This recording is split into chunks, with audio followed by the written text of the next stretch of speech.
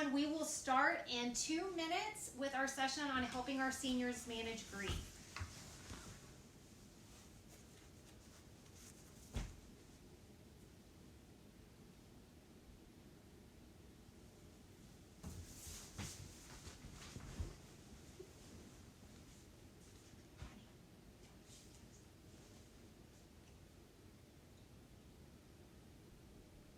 Once again, we will start in 1 minute.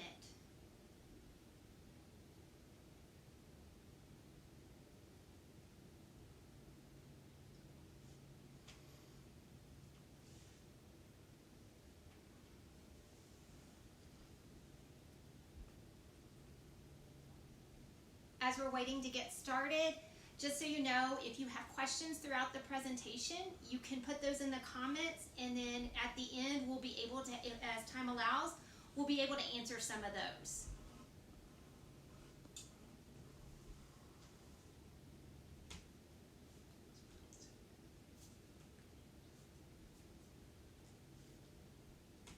Okay, we're going to go ahead and get started. This is our first time ever going live with one of our virtual sessions. I'm Amy Grosso. I'm the Director of Behavioral Health Services at Round Rock ISD. And this event today is brought to you by a collaboration with the Council of PTAs at Round Rock ISD. And so we decided we wanted to talk today about how are we helping our students who are seniors and them managing their grief, since their senior year has really been disrupted in new ways, in ways that are very unprecedented. This presentation came about because we were asked to cover this topic in one of the sessions we had last week. Just to give you some background about who I am, as I said, I'm Amy Grosso. I have a PhD in counseling and counselor education. I proudly work with Round Rock ISD now and doing a lot of different ways to support our kids in crisis with mental health issues, doing a lot of mental health education, and just really supporting the district as we move forward with supporting our students in the best way possible holistically. But with my background, and specifically about the topic of grief, that I was a previous mental health counselor, and part of that is I covered, I did work in cancer hospitals for people struggling with cancer, so I got a lot of grief work there. I also led grief and loss groups in a psychiatric hospital. And then I was a hospital chaplain for a year, and that was probably where I learned the most about grief. And we'll dive into how grief is more than just losing someone you love. If you're on Twitter, you can find me at Amy L. Grosso, and then Amy_Grosso at roundrockisd.org is my email address. So as we start talking, as I mentioned, that grief is a lot bigger than when someone dies. And I think a lot of times we narrow the grief and our grieving process is only if we experience that specific loss of losing someone. But it's important, especially for where we are in our society today, that anyone can experience grief at any time over any loss. Things besides a person that we often can grieve, and we do grieve, and I know I have grieved these losses, or loss of dreams, loss of events happening, time, relationships, or transitions. So I think it's really important as we dive into, and why we even talk and use the term grief as we talk about this subject today. One of the best definitions of grief that I have found is that grief is a normal and natural emotional reaction to loss or change of any kind. And I want to highlight two words in that it's perfectly normal and it's natural. So often we want to control emotions or experiences like grief, but it is naturally happening. And so how do we work through that, and how do we process it? So the first thing is that grief is a process, not a destination. It's a process that we have to walk through, crawl through, wade through, whichever way we need to. But it's not a checklist item of I did this, this, and this, and now I've completed the grief process. That's not how grief works. We often hear grief described within 5 stages, and this is for a long time been the model used, that denial, anger, bargaining, depression, and acceptance, and that we view that is what grief is. But let me tell you, it doesn't go in the circle. For some people, it might start with depression and denial and go all over the page, or for another, they might not even hit denial. And for another, they might not have anger, and they might struggle to ever get to acceptance. And some of us, it's just all over the page. And some of us don't even know where we are. And I think that's an important thing, that we don't check these off, but it helps give us a framework to understand what we might be going through or our student might be going through, specifically those seniors who are getting ready to graduate from high school. So the first one, let's talk about what denial is. Denial is it's a coping mechanism. So let me first say it's a coping mechanism. All of these are. It's the way we naturally are trying to cope with the emotions coming from a loss. So it's really asking, like, this can't really be happening. How can this be happening? And I can only imagine that as a senior thinking about this, that would have been some of my mindset. Of total denial of, I cannot believe this is really happening. I cannot believe a world pandemic is happening my senior year of high school, the spring semester. And so realizing this is a natural response for our students. Another thing is anger. And the first thing I want to say is anger is not wrong. Anger is a natural emotion. And so I think oftentimes we want to tell people, stop being angry, stop being angry. And that's not necessarily the most helpful thing. It's how we handle our anger that's what's important. When we're talking about grief and loss, a lot of times anger will be directed at someone else or something else than what we're actually angry about. I know when I've had grief in my life and I have not processed through it, there have been times I have been angry, unfortunately, probably for my husband, at my husband, for no good reason. And it wasn't until I processed through it that I realized I wasn't angry at him. And honestly, I really wasn't angry at all. The anger was the tip of the iceberg. And what was really happening to me was that I was feeling hurt or fear or frustration, but these emotions are a lot more vulnerable than being angry. I also want to pause and talk about anger for a second. We, in our society, socialize a lot of time. Our guys, our boys, I have a son who's 6. A lot of the messages we get is for them not to show any emotion, and the only emotion we socially accept them to have is anger. So I want you to keep that in mind, that maybe even our guys are showing anger because they don't know how to express these other emotions that might be happening. And don't worry, I'll get to in a second of how do we actually help our kids process through this. The next stage is that of bargaining. So we're trying to figure out a way to delay the inevitable, right? And I can imagine a lot of seniors are doing this, like trying to find ways of compromising, and brainstorming of what the senior year can look like. And it is a defense mechanism because the loss is so great, we don't want to face it. And so once again, this might be happening. Depression can also happen. And I want to make the difference between, there's depression arising from a situation, and then there's what we call clinical depression. And those can overlap or they can be separate. And so situational depression would be something that's brought on because of this specific loss. And so, could include intense sadness or not wanting to, not being able to sleep or sleeping too much or eating all the time or not eating at all or not wanting to do anything. And this is a natural response to grief. And we'll talk in a little while that if we get stuck within depression or it becomes overwhelming, that might be a time we need to ask for more help. And we'll go over what that looks like. And another part of the grieving process is that of acceptance. So it is accepting the reality of the loss and that it's gone. Now, just because you get to the point of acceptance doesn't mean that everything's rosy fine and you're going to be happy all the time and you are just thinking life is grand. You might still hurt. You might still feel that loss, but you've accepted the inevitable. Everyone gets to this point at a different rate. And I can tell you, a lot of times as parents or family members of someone who's grieving, we want them to get here really fast because we don't want them to hurt. We don't want them to be sad. We don't want them to be all these hard emotions, and so we want to get them faster. But it's important to note that that's not how grief works. I love this quote about grief, that it's like an ocean.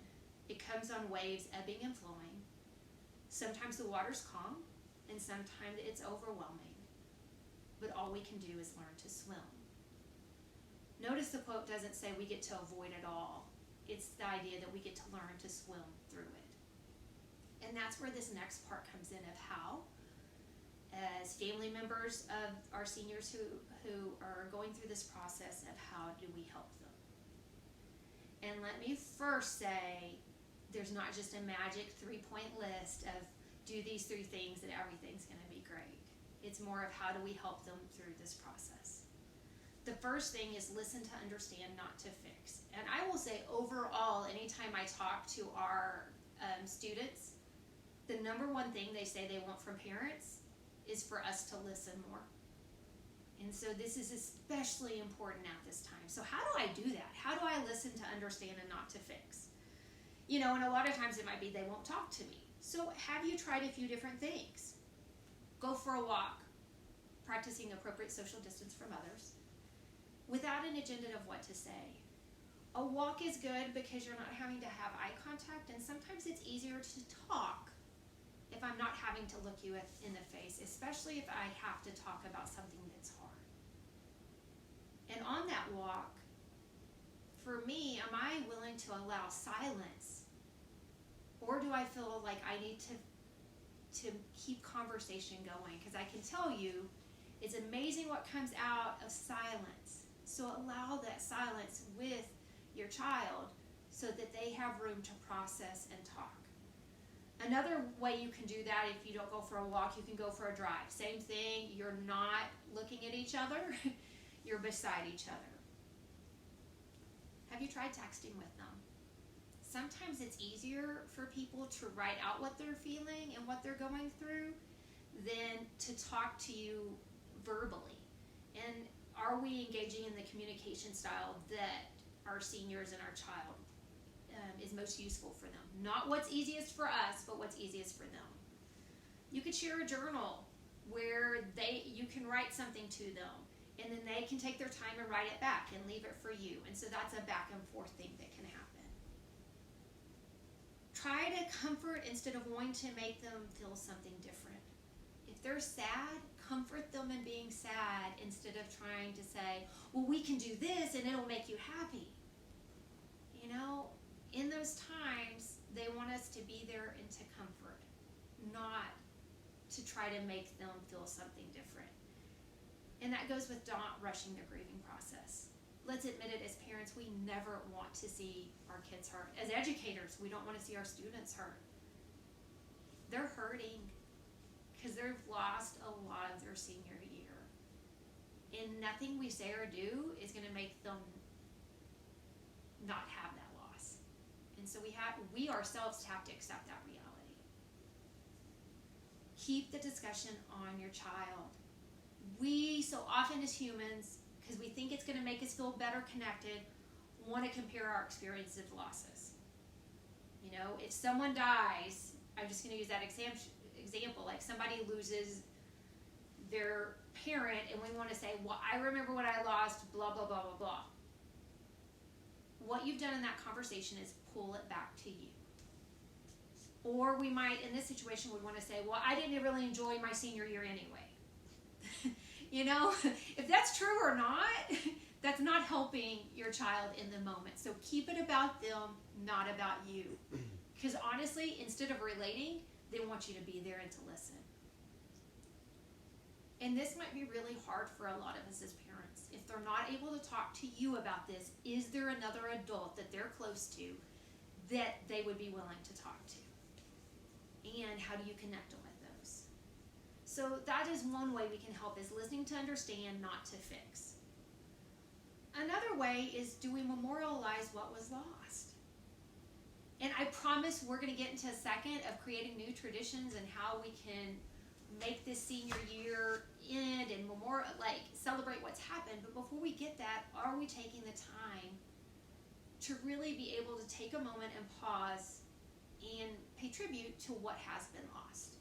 And some ideas for that, can you and your senior by themselves create a video collage or write about the best moments of this year and what the ending's been like. Have senior write a letter to their senior year saying what they've missed. I know this sounds really crazy. I have used it as a counselor with other things people have lost, and I promise if your kids are writer, this can be a very powerful experience for them. And then, are they able to share the letter with you? Another, can they make a playlist to represent this year?